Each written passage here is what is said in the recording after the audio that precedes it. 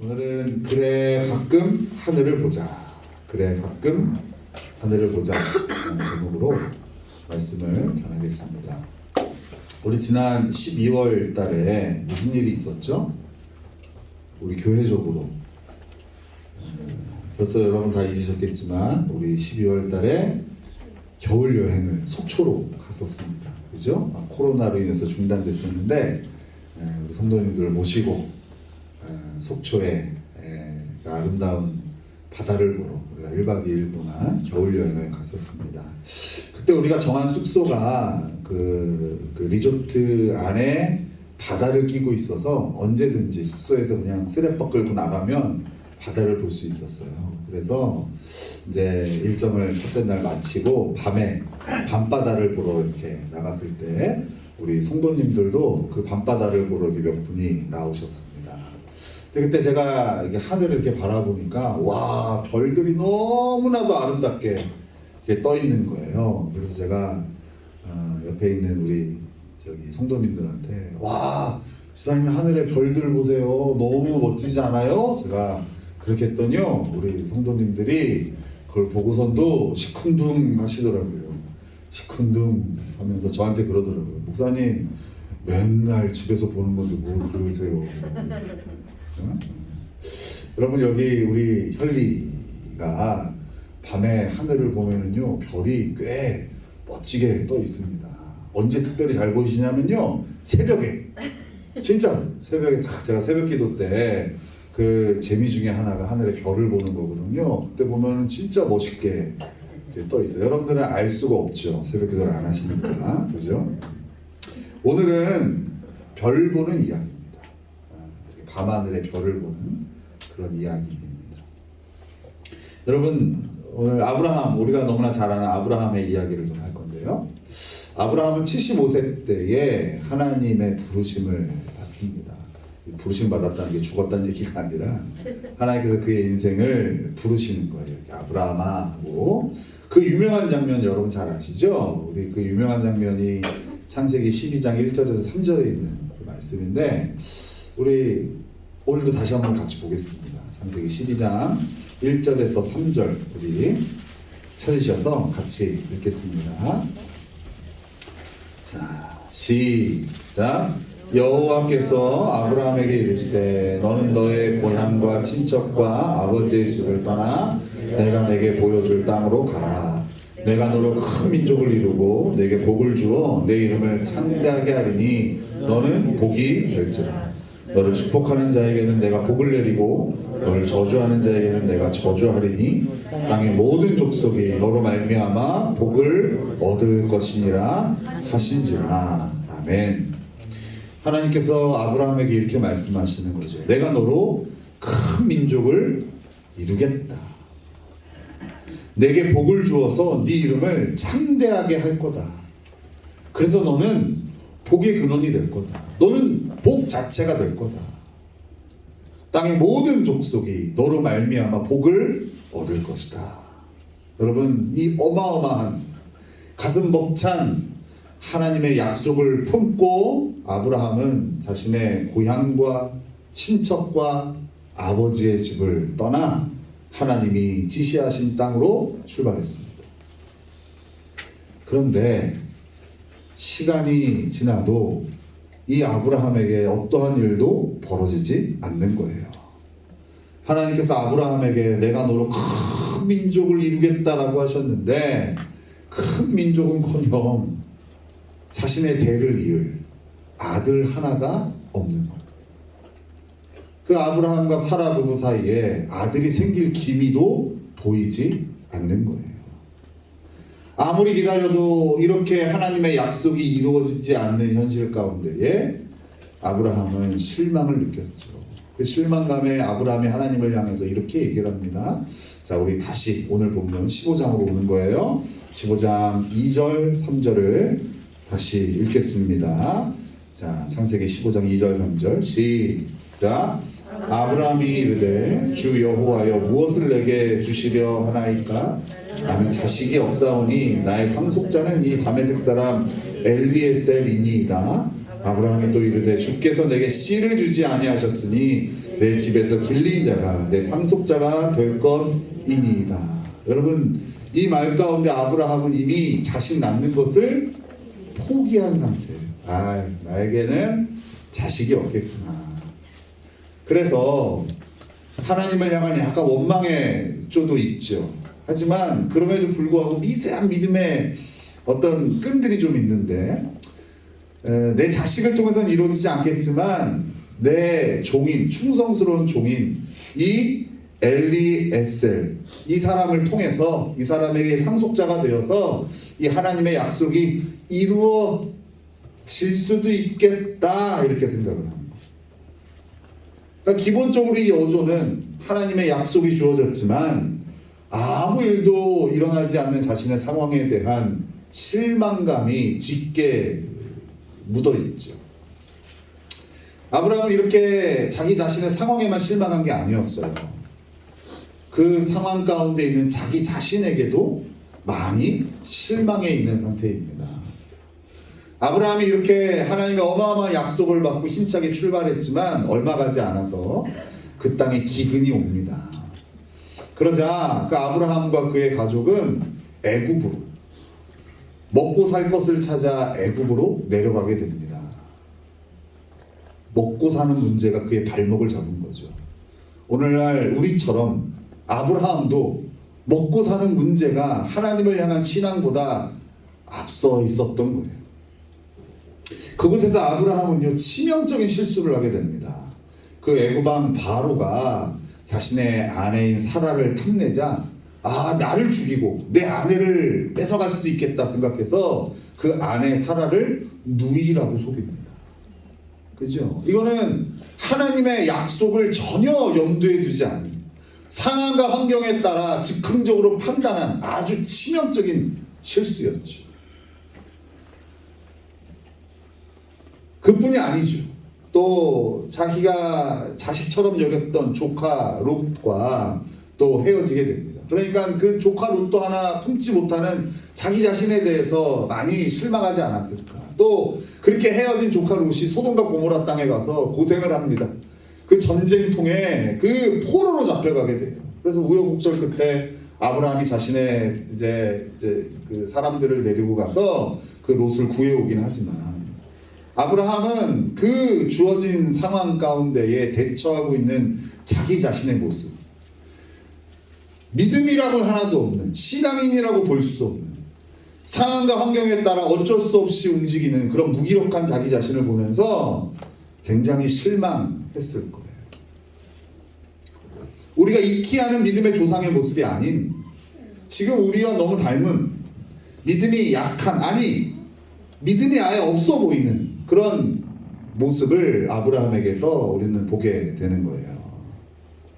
하나님을 만나서 하나님의 약속으로 힘차게 새로운 삶을 시작한 아브라함이지만, 아브라함에게 주어진 상황은 너무 절망적이었고, 또 그 상황을 맞이한 아브라함은 너무 연약했어요. 이 창세기 15장의 아브라함의 상황들을 이런 단어들로 표현하면 적절할 것 같아요. 낙심, 절망, 소망 없음, 그리고 죽지 못해 살아감. 그죠? 우리에게 익숙한 이 단어가 아마 창세기 15장의 아브라함에게도 그대로 있었을 겁니다. 이러한 상태의 아브라함에게 하나님이 나타났어요. 그리고 그에게 하늘을 바라보라고 하세요. 우리 그 장면을 보겠습니다. 15장 5절이에요. 창세기 15장 5절 같이 읽겠습니다. 시작.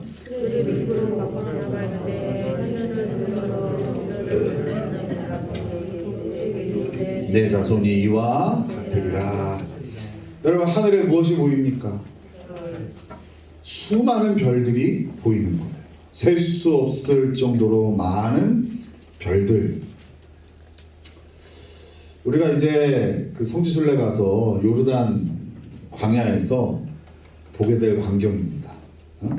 그곳에서 그 모닥불을 피워놓고 밤하늘에 그 쏟아질 듯 어마어마한 별들, 아마 아브라함이 봤던 그 별들을 우리도 보게 될 겁니다. 같이 가는 겁니다. 알겠죠? 나만 갈까요? 같이 갈까요? 네. 여러분, 하나님은 왜 아브라함에게 이 밤하늘의 수많은 별들을 보게 해주셨을까? 그 낙심하고 절망하고 소망 없고 삶의 의미를 잃어버린 그 아브라함에게 하나님께서 하늘을 바라보게 하시고 그 셀 수 없는 수많은 별들을 보여주신 그 이유가 무엇일까? 우리는 두 가지 정도를 찾아보려고 합니다. 첫 번째는요, 하나님은 아브라함에게 하나님이 지으신 세계를 보여주고 싶으셨던 거예요. 뭘 보여주고 싶으셨다고요? 하나님이 지으신 그 세계를 보여주고 싶으셨던 거예요. 여러분, 많은 남자들이요, 사랑하는 여자에게 약속하죠. 어떤 약속을 합니까? 하늘의 별 따다 주겠다고 약속을 합니다. 그죠? 하늘의 별 내가 따다 줄게 라고 하는데, 여러분, 그거 다 뻥이죠. 이 세상에 어떤 남자도 하늘에 있는 별을 따다 준 사람이 없습니다. 그러니 속으면 안 됩니다, 여러분. 그죠? 이 세상에 어떤 남자도 하늘의 별을 따올 수 없어요. 있는 별도 따올 수 없는데 하늘에 그 별을 만들어낼 수 있겠습니까? 인간 어느 누구가, 어떤 기술이, 어떤 기업이 하늘에 그 수많은 별들을 만들어낼 수 있단 말이에요.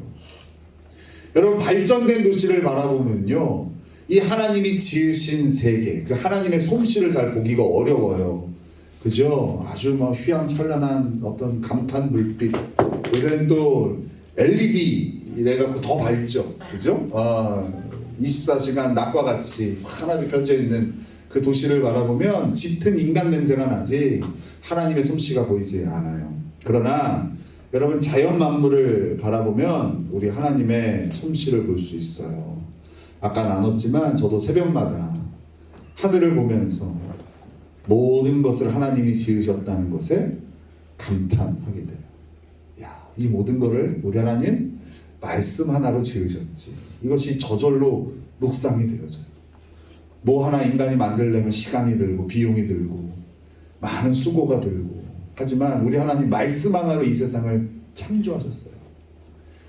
이 세상의 불빛이 다 꺼지고 난 후에 하늘을 바라보면 그 하늘의 수많은 별들이 되는 빛들을 바라보면서 우리 하나님이 지으신 그 어마어마한 능력에 감탄하게 돼요. 우리는 이 하나님을 이렇게 표현하죠. 전능하신 하나님. 전능하신 하나님. 여러분, 우리가 잃어버린 사실이 하나 있는데요. 우리 하나님 어떤 분이세요? 전능하신 하나님. 능치 못하신 일이 아주 없으세요. 우리는 자꾸 이 사실을 잊어요. 그래서 우리는 이 전능하신 하나님을 어떻게 여기냐? 별 볼 일 없는 신으로 여겨요. 지금 나의 문제나 상황을 하나 해결할 수 없는 무기력하고 무능력한 신으로 우리 하나님을 취급할 때가 얼마나 많은지 몰라요. 그러니 문제와 상황을 만나면 우리는 다 무기력해지는 거예요. 내가 믿는 하나님이 시원치 않으니 내가 이 문제를 해결해야 되고 내가 이 상황을 해결해야 되는데 시간이 지나면 지날수록 너무나 무기력하고 그 상황을 벗어날 수 없는, 어쩔 수 없는 선택을 할 수밖에 없는 자기 자신에 대한 실망감, 그죠? 이런 것들 때문에 낙심되고 실망되어지고 그리고 의미 없는 삶을 살아가게 되는 거예요. 그 이유가 뭐라고요? 하나님의 전능하심을 모른다고. 저와 여러분이 믿는 하나님은 지금 내 눈앞에 닥친 이 문제 하나 해결할 수 없는 그런 무능력한 신이기 때문에 그 신을 모시고 살아가는 우리들의 삶이 무능력할 수밖에 없고, 하나님은 이렇게 상황에 낙심해 있는, 그리고 자기 자신에 대해 실망하고 있는 아브라함에게 밤하늘의 별들을 보여주시면서 이렇게 말씀하시는 거예요. 나 하나님이야. 이렇게 말씀하시죠. 야, 나 하나님이야. 그 앞에 수식어를 붙일 필요가 없죠. 별 보여주고 나 하나님이야. 그죠? 여러분, 만약에 여러분이요 누군가에게 저를 소개하려면 여러 수식어를 붙여야 되지 않겠습니까? 그죠? 우리 교회에 담임 목사님이신데 몇 년 전에 오셔서 이렇게 목회를 하시면서 이렇게 하시고 뭐 하시고 설명할 게 많죠. 여러분 저를 누군가 소개할 때 노형렬이야 이렇게 소개 안 하잖아요. 누가 알아듣겠습니까? 우리나라에 그 정도 소개할 사람은 뭐 윤석열 대통령 정도 되지 않을까요? 그 앞에 수식어 붙일 필요 있나요? 나 윤석열이야 그러면은 다 알죠. 대통령이고 모르는 사람이 어디 있겠어요. 그죠? 지금 우리 하나님 자신을 그렇게 소개하는 거예요. 나 하나님. 이 어마어마한 자연 만물을 말씀 하나로 만들어낸 창조주 하나님을 지금 아브라함에게 보여주고 계신 거예요. 아브라함이 어떤 상태라고요? 상황에 낙심하고 자기 자신에 실망한 그런 상태라. 그런 상태의 아브라함에게 하나님 자신을 보여주신 거예요. 뭘 통해서? 자연 만물을 통해서. 특별히 밤하늘의 별들을 통해서 하나님이 보여주시는 거예요. 여러분도 상황과 환경과 문제가 너무 크게 보일 때, 그 상황과 문제 가운데 하나님이 보이지 않거나 우리 하나님이 너무 무능력해 보일 때 눈을 들어 하늘을 바라보면 됩니다. 셀 수 없는 수많은 별을 만드신 하나님을 만나보게 될 거예요. 이 땅에 어느 누구도 해낼 수 없는 일을 말씀 하나로 만들어내신 전능하신 하나님을 우리는 밤하늘의 별들을 바라보면서 만나게 될 거예요. 이게 하나님께서 그 아브라함에게 밤하늘의 별을 보여주신 첫 번째 이유예요. 하나님 만드신 세계를 보여주신. 두 번째로 하나님께서 아브라함에게 그 하늘을 바라보라고 하신 이유는요, 그 전능하신 하나님이 하신 약속을 기억하게 하기 위함. 하나님이 하신 약속을 뭐하게 위함이라고요? 기억하게 하기 위함. 우리 다시 창세기 15장 5절을 다시 한번 읽겠습니다. 창세기 15장 5절 같이 읽겠습니다. 시작. 셀 수 있나 보라. 또 그에게 이르시되 내 자손을 이와 같으리라. 하나님은 그 셀 수 없는 별들을 통해서 하나님이 아브라함에게 약속하신 것을 기억하게 하시는 거예요. 아까 나눴지만 하나님은 세상 모든 민족이 아브라함을 통하여 복을 받게 될 것이다 약속하셨어요. 그죠? 천하 만국의 백성들이 이 아브라함을 통하여 복을 받게 될 거다. 아브라함을 통하여 복을 받게 될 사람들이 어떻게 했어요? 그 하늘의 수많은 셀 수 없는 별들과 같을 것이다. 하나님 그 별들을 통해서 아브라함에게 하신 약속을 다시 상기시켜주고 기억나게 하시는 거예요. 물론 지금은 이 약속이 이루어지지 않는 것 같아요. 아들 하나 뭐 생길 것 같은 뭐 기미도 보이지 않아요. 오죽하면 그냥 내 종, 이 종이 그냥 내 자식 같으니까 이 사람한테 물려주면 됩니다 라고 할 정도겠어요. 지금은 하나님의 약속이 전혀 이루어지지 않는 것 같지만 이 하늘의 수많은 별을 말씀 하나로 만들어내신 그 전능하신 하나님께서 이 약속을 행하고 계신다는 것을 아브라함에 보여주고 있는 거예요. 그러니까 네 눈에는 보이지 않겠지만 그거 믿지 마. 내가 한 약속은 내가 반드시 행해.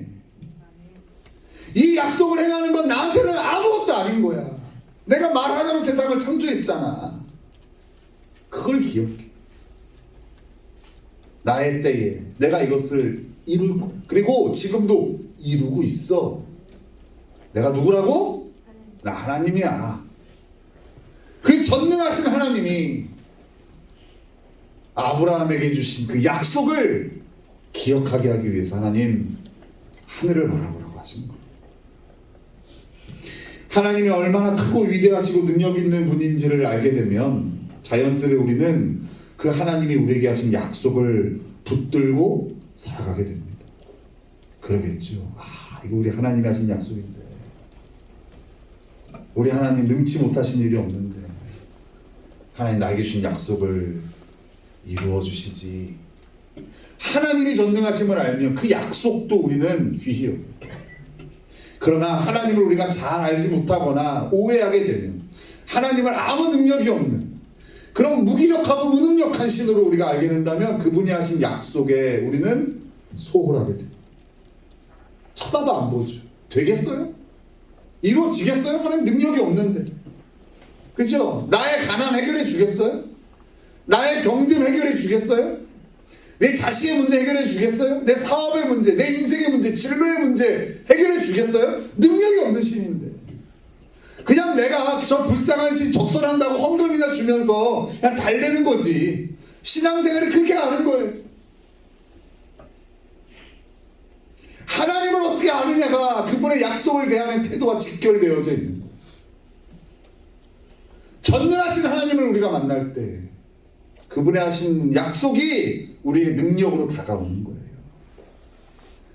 아마도 아브라함은요, 이후에 틈나는 대로 밤하늘의 수많은 별들을 바라보았을 것 같아요. 그죠? 상황이 너무 힘들고 어렵고 또 그 상황과 환경 가운데에 자신의 믿음 없고 연약한 모습을 볼 때마다 그는 이 창세기 15장 이후로 밖에 나가 밤하늘의 별들을 바라봤을 거예요. 그러면서 하나님이 하신 말씀을 다시 새겨봤을 거예요. 아, 우리 하나님이 모든 별들을 창조하셨지. 이 세상을 창조하셨지. 지금도 완벽한 하나님의 계획 가운데 이 세상을 주관하고 계시지. 그 하나님이 나를 창조하셨고 나를 부르셨고 나에게 약속하셨고 하나님은 그 약속을 이루어 가시지. 아마 반복해서 아브라함은 하늘을 바라봤을 거예요. 요즘 우리 성도님들이 많이 하는 말들이 있어요. 몇 가지 말들인데 그 중에서 매너리즘이란 말을 하더라고요. 아, 목사님 저 매너리즘에 빠졌어요. 이런 얘기를 하더라고요. 저는 무식한 목사니까 무슨 말인지 몰랐어요. 근데 우리 성도들이 매너리즘은 좋은 말인 줄 알았어요. 은혜 받았어요. 막 이런 얘기인 줄 알았어요. 목사님 저 매너리즘에 빠졌어요. 그러면 할렐루야 막 그래야 되는 건 줄 알았어요. 그래서 찾아봤어요. 하도 매너리즘 빠졌다 그래가지고 찾아봤더니 이런 뜻이더라고요. 항상 틀에 박힌 일정한 방식이나 태도를 취함으로써 신선미와 독창성을 잃는 일. 의미 없다는 거죠. 아무 의욕 없이 그냥 교회만 왔다 갔다 한다는 거죠. 그냥 아무 기대 없이 예배 왔다 갔다 한다는 거죠. 그게 매너리즘에 빠졌다는 얘기더라고요. 좋은 얘기가 아니더라고요. 난 우리 성도님들이 목사님한테는 좋은 얘기만 할 줄 알았더니 그게 아니더라고요. 여러분, 왜 우리의 신앙이 매너리즘에 빠질까요? 하나님이 얼마나 전능하신 분인지를 몰라서 그렇죠. 그리고 하나님의 약속이 아닌 항상 어려운 상황과 문제에만 집중해서 그렇지. 신앙의 모든 포커스가 내 삶의 문제에만 있는 거예요. 그 문제를 허락하시고 그 문제를 해결하시는 하나님은 못 보고 그 문제만 보니까 지치는 거예요. 문제는 너무 커 보이고 그 문제를 감당해야 될 나는 너무 약하니 의욕을 잃는 거예요. 모든 신앙의 색깔이 해서 뭐해가 되는 해서 뭐해. 그게 은혜인 줄 알아. 해서 뭐해가 은혜인 줄 알아. 여러분, 은혜는 그런 게 아니에요. 그냥 삶을 포기하고 그게 은혜가 아니에요. 자격 없는 자에게 하나님이 주시는 그 호의가 은혜지. 인생을 포기하는 게 은혜가 아니라고요. 이제 우리도 가끔 하늘을 바라봅시다. 여기 가끔은 괜히 있는 것 같아. 이제 옛날에 영화 제목이 생각나서 넣었거든요. 그래, 가끔 하늘을 보자. 넣었는데 가끔을 뺄게요. 이제 우리도 좀 자주 하늘을 바라봅시다. 매너리즘 자꾸 얘기하시는 분들 그만 얘기하시고 하늘을 좀 바라봅시다. 이번에 성지순례를 가면 우리는 아브라함이 바라봤던 수많은 별들을 광야에서 보게 될 거예요. 그거 보니까 이제 우리가 이스라엘에서 요르단 갈 때는 비행기 안 타고 이제 버스로 국경을 넘을 거거든요. 그렇죠? 그럼 이제 거기 우리가 이제 광야 그곳에 가면은 거기서 이제 거기가 이제 인디아나 존스 막 이런 거 영화 촬영하는 유명한데요. 와디럼이라고 그러나 저도 한 번도 얘기만 들었는데 거기서 지프를 타고 안쪽으로 쭉 가면 광야에 뭐가 있는 줄 알아요, 여러분? 호텔을 지어놨습니다. 광야 호텔. 어울리지 않죠? 많은 사람들이요 그 광야에 그 척박한 곳에 잠을 자러 와요. 비싼 돈을 내고 몇 백만 원씩 내고 거기 가는 거예요. 왜 갈까요? 이 아브라함이 봤던 별 보려고, 그 쏟아질 때 별을 보려고, 그 아브라함의 마음을 느껴보려고 가는 거예요. 가면은요 거기서 화장실 이런 건 있는데 씻을 데가 없대요. 그래서 그때 가자고 그랬어요. 어차피 우리 성도들 한 일주일씩 안 씻어도 얼굴 상태가 달라지지 않으니까 괜찮다고 가서 하룻밤 자자고 꼭 그랬습니다. 거기 가서 그 별 보러 가는 거예요. 그 별 보면서 아 우리 하나님 이 세상을 창조하셨지, 이 전능하신 하나님이 나에게 이런 약속을 주셨지, 이거 묵상하러. 근데 여러분 우리가 그 수준까지는 안 되겠지만 제가 아무리 봐도 우리 혈리도 광야예요. 제가 지금도 하늘 이렇게 보면 지금도 감탄해요. 도시에선 볼 수 없는 그 맑은 하늘의 별들이 보입니다. 여러분 저녁엔 자고 아침에 일어나십시오. 그럼 볼 수 있어요. 그 별들. 아니 뭐 새벽 예배 설교가 은혜가 안 되면 별 보러 나오세요. 여러분 우리 혈리도 이 땅에서 보는 밤하늘의 별도 어마어마해요. 하나님이 우리를 도시가 아닌 이 시골에 살게 하신 특권이죠. 그 별을 바라보면서 창세기 15장의 아브라함이 되는 거예요. 나 하나님이야. 야 내가 이 천하 우주를 내가 내 말 하나로 지었는데 내가 네 인생을 모르고 있겠니? 내가 네 인생을 고치지 않겠니? 내가 네 인생을 인도하지 않겠니? 근데 단지 지금 그게 필요하니까 내가 허락한 거야. 이 하나님을 우리는 이 밤하늘의 별들을 바라보면서 만날 수 있다. 도시에서는 이게 볼 수가 없어요. 하도 불이 켜져 있어가지고. 그잖아요. 근데 여기는 다 꺼진 밤에 그 밤하늘의 별을 바라보면서 우리는 이 하나님을 경험할 수 있는 거예요. 상황이나 사람에만 집중하던 시야를 돌려서 우리 이제 하늘을 좀 바라봅시다. 하늘. 매너리즘에 빠진 우리 성도님들 이제 좀 하늘을 좀 바라봅시다.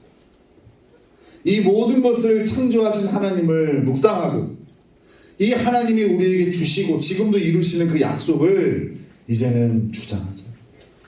전능하신 하나님을 만나면 그분이 하신 약속에 대해 우리가 소망을 갖게 됩니다. 우리 그 하나님을 꼭 별이 아니더라도 괜찮아요. 하나님이 지으신 자연 만물을 바라보면서 계절이 지금은요 절대 여름이 올 것 같지 않아요. 그죠? 제가 지난주에 잠바를 하나 샀거든요. 왜 샀을까요? 여름이 올 것 같지가 않아. 그래서 샀어요. 내가 만약에 여름이 올 것 같으면은 이 잠바 안 삽니다. 믿음으로. 그죠? 반팔이 입을 줄로 믿습니다 하고 안 샀을 거예요. 근데 아무리 생각해봐도 7월달 되고 8월달 돼도 추울 것 같은 거예요. 그래서 샀어요 하나. 근데 아마 7월달 8월달 되면은 그땐 반대일 거예요. 겨울이 안 올 것 같아. 그죠? 그래서 아마 또 티를 사겠죠? 반팔 티를 12월달이 돼도 더울 것 같아서 사겠죠. 그런데 여러분 완벽한 하나님의 계획 가운데 봄, 여름, 가을, 겨울은 지금도 돌아가요. 이런 자연 만물을 바라보면서 우리 하나님을 묵상하자. 그게 하늘을 바라보는 거예요. 한 10여 년 전이었죠. 한 20년 전쯤 된 것 같아요. 우리 교회에 충효라는 형제가 있었어요. 제 친구예요. 저랑 동갑. 이 친구가 이곳에 왜 오게 됐냐면 군 생활을 이제 장교로 이곳에 오게 됐어요. 그래서 이곳에서 이제 군 생활을 하면서 우리 교회를 만나게 됐어요. 근데 이 친구가요, 이제 대학 때 캠퍼스 그 CCC 그 사역을 해가지고 굉장히 제가 배울 점이 많았어요. 이 친구가 저에게 나눠주는 것도 굉장히 많았고, 또 이 친구가 이제 악기를 잘 다뤘어요. 지금 우리가 이게 밴드 막 이렇게 만들고 하지만 그때 이 친구가 기타도 칠 줄 알고 드럼도 칠 줄 알고 그래서 그때 샀던 베이스가 이 친구 있을 때 산 거였거든요. 그래서 막 그때 드럼 치면서 기타 치면서 찬양도 하고 막 그랬었어요. 키는 아주 조그만 친구인데 아주 재능이 많은 친구였어요. 근데 이제 그 친구랑 이렇게 항상 이 친구가 찬양할 기회가 있으면 흥얼거리거나 아니면 앞에서 찬양할 기회가 있으면 옛날에 그런 거 되게 많았거든요. 옛날에는 우리 성도님들 찬양 대회 막 이런 거 했었어요. 그래가지고 한 명씩 나와서 여기 찬양하고 노래방 반주 틀어놓고 찬양하고 그래 했었거든요. 근데 그때 이 친구가 찬양할 때마다 항상 어떤 찬양을 했냐면 이 찬양을 했어요. 하늘을 바라보라 드넓은 저 바다도 만물을 지으신 주님의 솜씨라. 이 찬양을 꼭 했었어요. 이 찬양. 근데 이 친구가 노래는 잘 못해.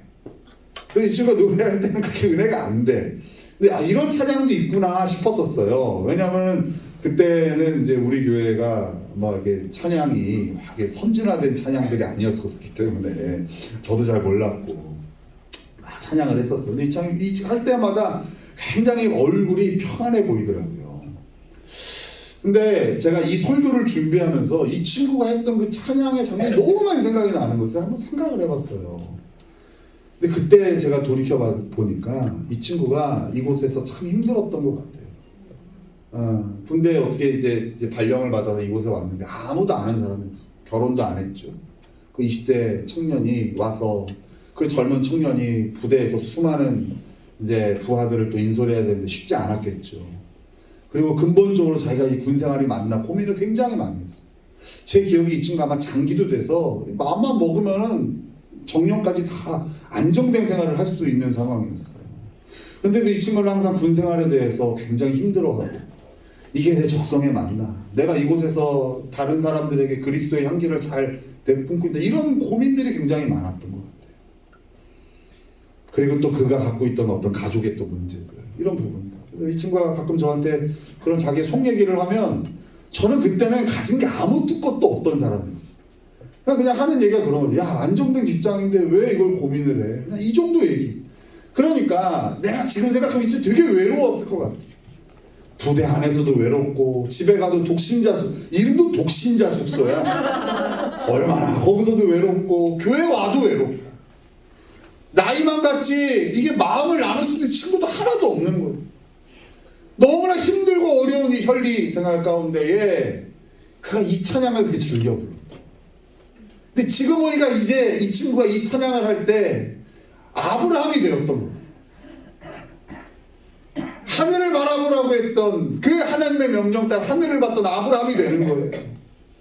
그래서 이 찬양을 너무나 잘 못하는 목소리로 하나님을 막 찬양했던 게 너무나 기억이 나서 어제 설교 준비하면서 이 찬양을 한참 틀어놓고 제가 은혜를 참 많이 받았어요.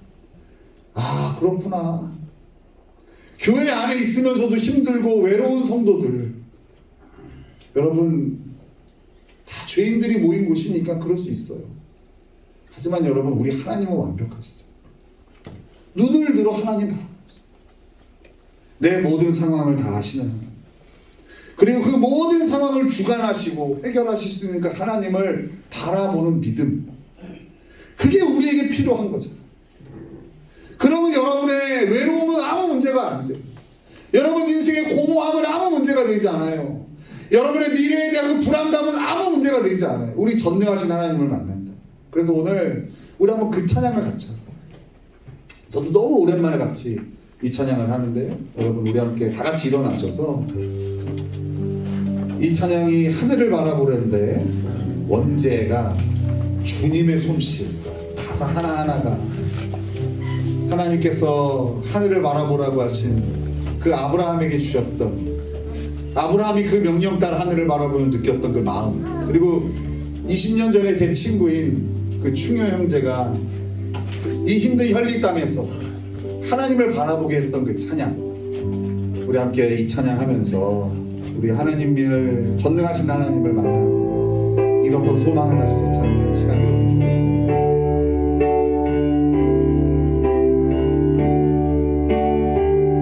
하늘을 바라보라.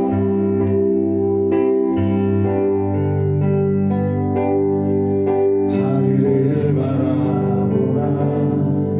드넓은 저 바다로 온 세상 지으신 주님의 솜씨라. 먹구름이 다가와 태양을 가려도 만물을 주관하시는 주님의 섭리라.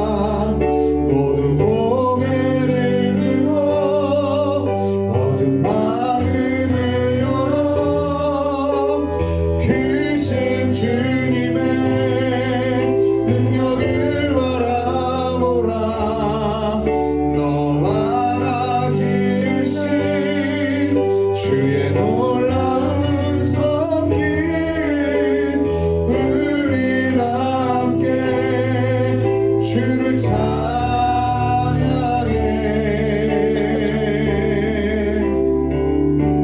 찬양해. 다시 고백할까요? 하늘을 바라보라.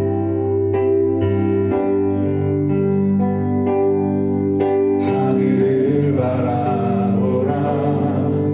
드넓은 저 바다도 온 세상 지으신 주님의 솜씨라. 주님의 솜씨라매 먹구름이 다가와 태양을 가려도 만물을 주관하시는 주님의 섭리라. 모두 고개를 들고 어두운 마음을 열어 크신 주님의 능력을 바라보라. 너와 나 지으신 주의 놀라운 손길 우리 함께 주를 찬양해.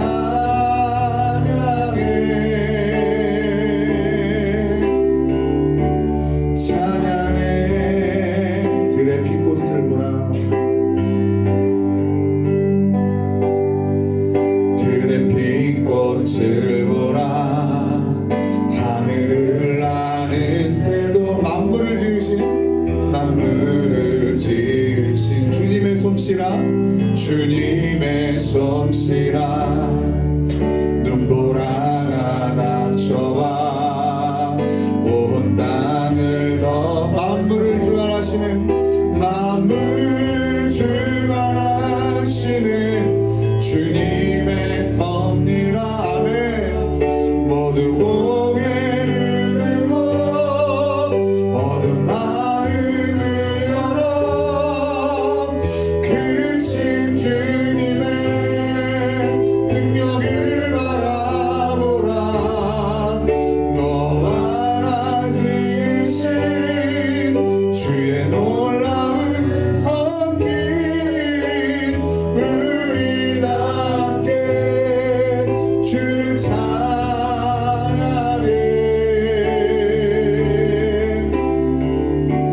찬양해.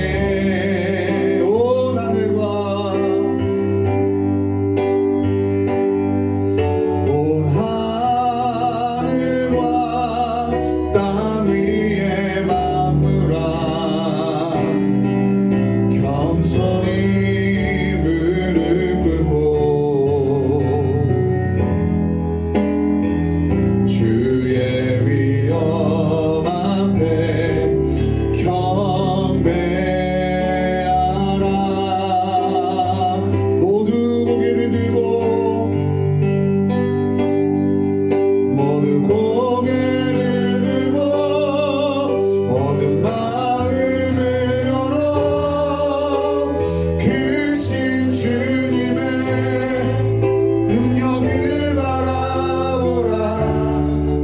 너와 나 지으신 주의 놀라운 손길 우리 함께 주를 찬양해.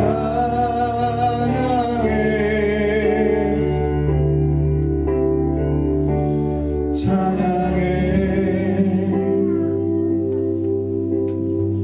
하나님 기도할까요? 여러분, 우리의 가장 큰 문제는 아이러니하게도 우리 하나님을 너무나 잘 모른다는 거예요. 하나님 성경을 통하여 당신을 우리에게 계시해 주시지만 천하 만물을 통하여 누구나 하나님을 알 수 있도록 하셨다고 하셨어요. 우리는 그 천하 만물 가운데에 우리에게 계시해 주신 하나님을 너무나 보질 못해요. 말씀은 더더욱나 피지 못해서 하나님에 대해서 너무 무지해요. 내 상황과 환경에 대해서 그래서 오판한 무능력한 그런 자기 자신을 실망하면서 그렇게 살아가는 것이 어느새 고난받는 그리스도인이라고 포장이 되어져 있어. 그렇지 않아요, 여러분. 능력의 하나님이 우리 하나님이신데 우리도 능력의 삶을 살 수 있어요. 그 시작이 눈을 들어 하늘을 바라보는, 하나님이 지으신 만물을 바라보세요. 이번에 우리 오가면서 차량 운행 가운데 창밖에 그 하나님이 지으신 세상을 마음껏 보세요. 그리고 감탄하세요. 이 만물을 지으신 하나님이 나를 지으셨지. 지금도 이 만물을 주관하신 하나님이 나를 주관하고 계시지. 그 전능하신 하나님이 우리의 삶을 새롭게 하실 거예요. 우리 그 믿음으로 기도합시다. 하나님, 나를 고쳐주시고 나에게 믿음을 더하여 주시옵소서. 함께 음성으로 기도합니다. 할렐루야. 하나님 아버지 감사합니다. 오늘 이 말씀을 통하여 만물을 지으신 그 주님의 솜씨를 보게 하시니 참으로 감사합니다. 무기력함과 실망에 빠져있는 아브라함처럼 하나님, 우리도 삶의 수많은 문제와 어려움 가운데 낙심하고 절망 가운데 서 있습니다. 그런 우리들에게 눈을 들어 하나님이 지으신 세상을 바라보게 하신 하나님, 그 전능하신 하나님을 만나고 그 전능하신 하나님이 우리에게 하신 그 약속을 하나님 다시 주장할 수 있는 저희들 되어줄 수 있도록 인도하여 주시옵소서. 이 예배 후에 우리가 또 차량으로 오가는 모든 길 가운데에 우리 하나님을 묵상하게 하여 주시고 그 하나님이 주신 인간 능력으로 내 가족들을 섬기고 또 마땅히 우리가 나 자신의 일자리에 설 수 있는 저희들 되어줄 수 있도록 인도하여 주옵소서.